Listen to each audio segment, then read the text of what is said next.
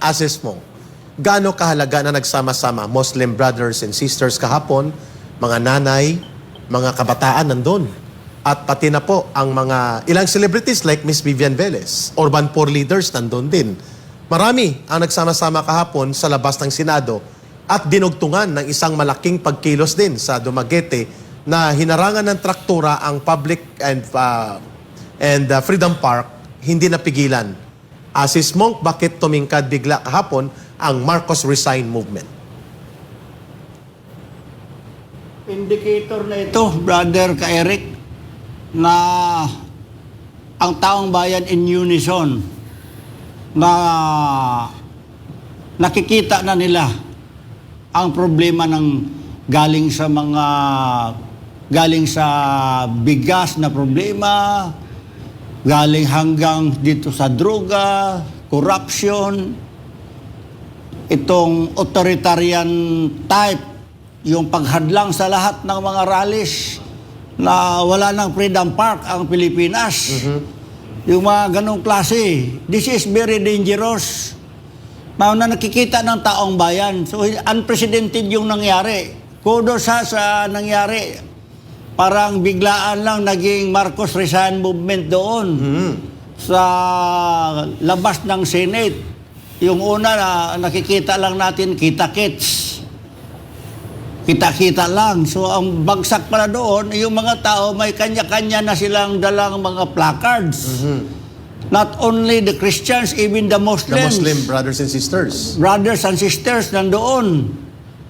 Ang dami nila, hindi ako maniwala na ganyan pala karami nila doon. Na ang sa akin lang doon, gusto kong pumasok doon sa Senate talaga. Pero bawal naman. Ang si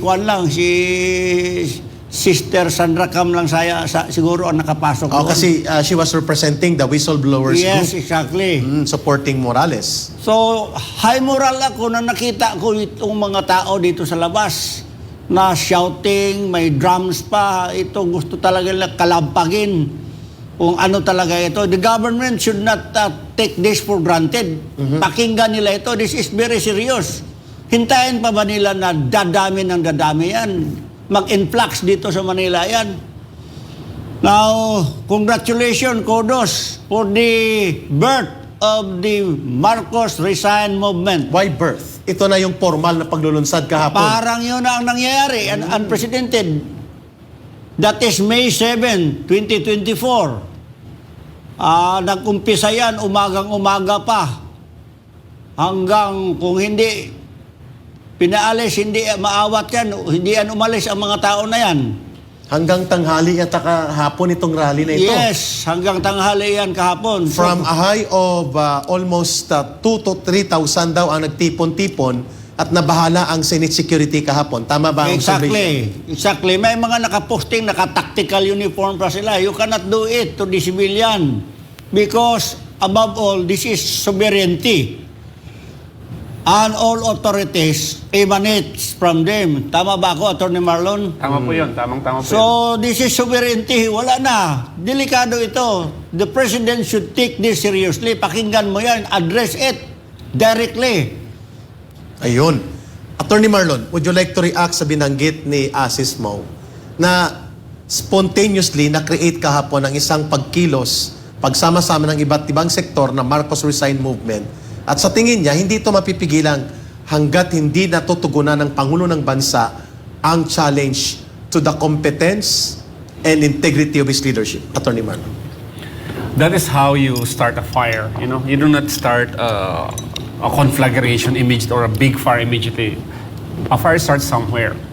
Ito naman na nagsimula sa mga taong bayan, that kind of number, mga 1,000, 2,000, 3,000, kung hindi talaga matugunan. Kasi ang mga yan yung nakapunta pa lamang. And I'm sure that there's a lot of, in the majority of the people, ay may opinion sa mga bagay-bagay. Exactly. And I think that the majority of the people also, na nafe-feel ang impact ng pagtaas ng mga presyo. Halimbawa, Yeah, ikaw sige, ay go ahead. nanay everyday na bumibili ng bigas. You would understand the sentiment kung bakit nasaan na ang 20 pesos na bigas. Bakit ngayon punta ka sa merkado, it's 80 pesos. Exactly. Yung mga tatay na Halimbawa, yung iniisip yung kalagayan, kapakanan ng kanilang mga anak, yung mga safety ng kanilang mga anak. All these issues are coming from the ground. If there is no sufficient answer or there's no sufficient assurance from the government, that is how you make a small fire big. Okay.